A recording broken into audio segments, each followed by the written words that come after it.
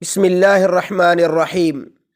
میرے محترم سامعین، آج جو میں آپ کی خدمت میں شرعی مسئلہ ذکر کروں گا اس کا عنوان ہے شادی یا کسی اور معاملے کے لیے قرعہ ڈالنا کیسا ہے۔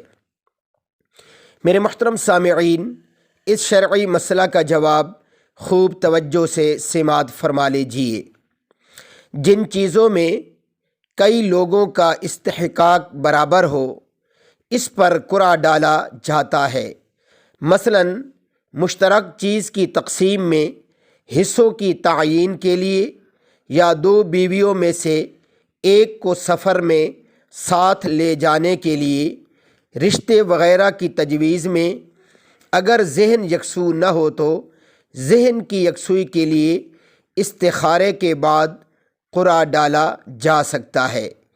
اس میں اصل چیز تو استخارہ ہی ہے، قرعہ محض اپنے ذہن کو ایک طرف کرنے کے لیے ہوگا، تو لہٰذا قرعہ ڈالنے کا جواز موجود ہے۔ وآخر دعوانا ان الحمد للہ رب العالمین۔